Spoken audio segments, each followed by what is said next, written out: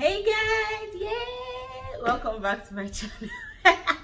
I told you guys I always dance for you. So anyway, so thank you guys for always commenting, for watching, for sharing with your friends and families. I'm grateful. Thank you, Dalu. Thank you. If this is your first time, please don't forget to subscribe. Please endeavor to like this video now or at the end of the video if you loved watching it. And also please turn on your notification button so that every single time that I post, you are aware and you're one of the first people to view and comment. Thank you so much for keeping us here. Thank you for your input. Thank you for loving us. I appreciate it. Now, recently I asked friends, I asked viewers, I asked random people what their pain point is when it comes to event planning, and I mean, the one common matter that a lot of people actually mentioned was food. When I like food, a lot of people mentioned food as their common pain point when it comes to planning events, and I decided, why don't I talk about food? As now chop, go walk, and there were some comments I saw, and I'm like, how do I even want to start?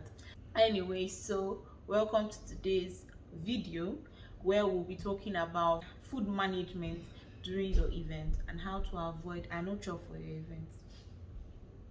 So there are different reasons why your food will not be enough. And as much as we don't want to agree that it is our fault most of the time that food is not enough, are you cousin? How can you have budget of 300 guests and then you go around telling 500 people that you are getting married? What do you want me to chop? No, I'm asking you, what do you want them to eat? Because I don't understand. Anyway, so number one is your guest size. Most times we want to plan for as many people. In short, we succumb to pressure, and be like, well, I invited this person, so everybody in that group or in that department has to come. Now lie. Invite who you can afford. Don't say no one you. Invite who you can afford. It's better you invite 100 people and all 100 of them eat, and nobody comes to you after the wedding day. Oh, I came to your wedding from God knows where and I did not eat. I mean, wait till they want me to do at that point, So I would advise that you invite as many people as you can afford. If you know you have a budget, or we spoke about budget last week, if you've not seen that video, please go back and watch it. I also emphasize in that video that food is one of the important things to consider and to plan for when you're working on your budget. So if you don't understand what I'm talking about when I refer to your budget, please watch that video.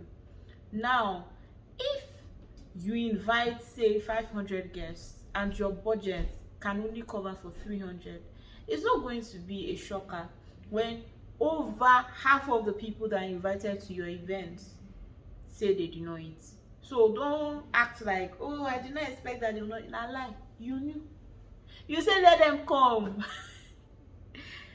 Except you're expecting food from maybe friends or family, or you have a cereal in your family that they'll pack some food and just serve, even if it's in takeaway pack. Except you have that too.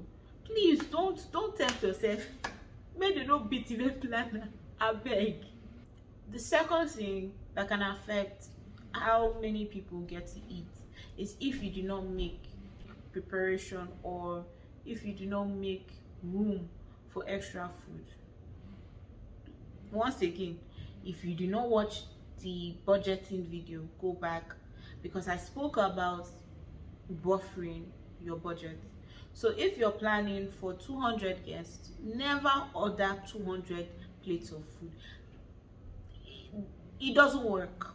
Okay, so if you're expecting 200 guests, this is me being less of a Nigerian and more of a planner.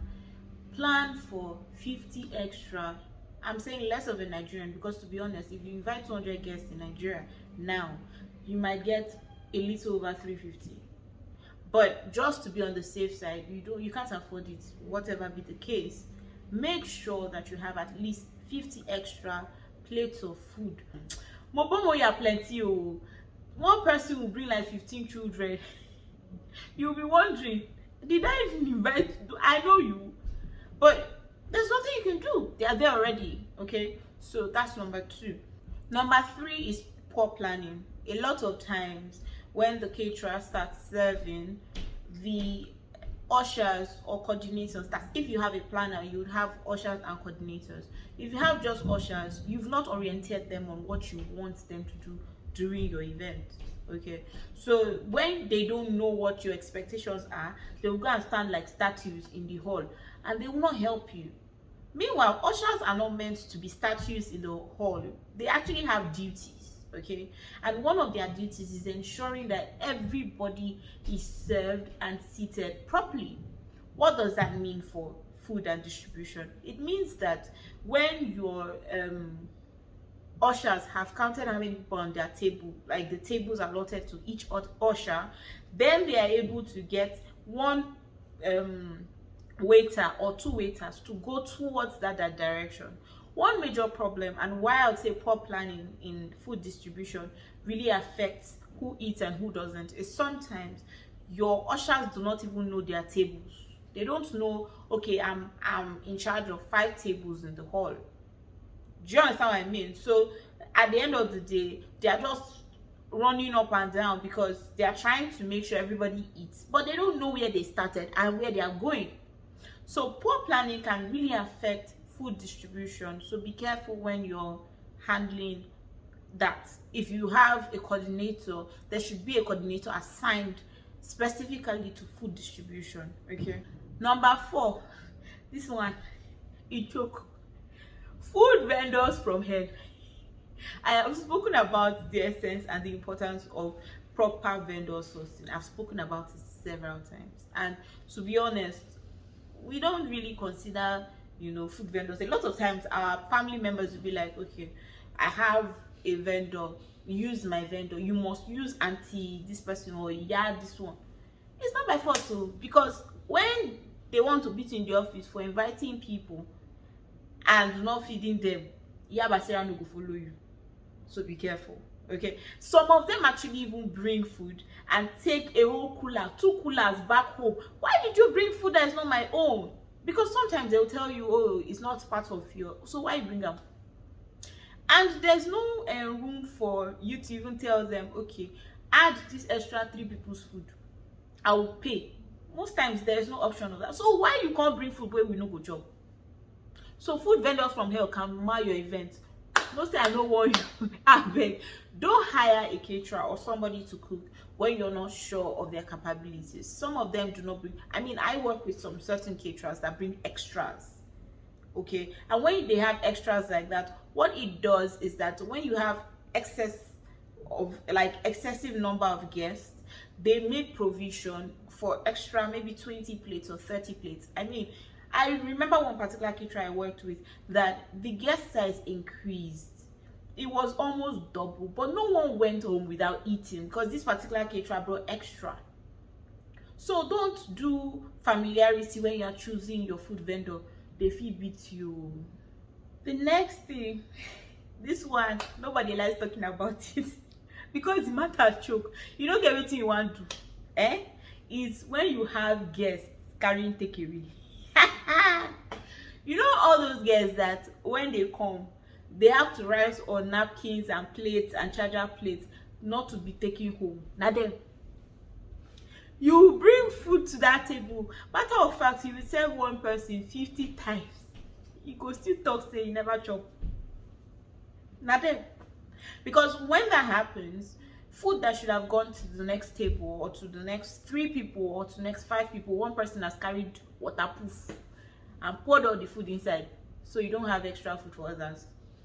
So that's a very, very that's something. I mean, the control, you can't really do much about it, but that's a reason why food no dey reach. If you have all those kind of guests, you have to be a dogo because Hey guys, thank you so much for watching this video. If you enjoyed the video, please give this video a thumbs up. If you learned something new, Please leave a comment as we'll appreciate your feedback. Kindly turn on your notification button so you know when we post part 2 of this video. Thank you. Bye.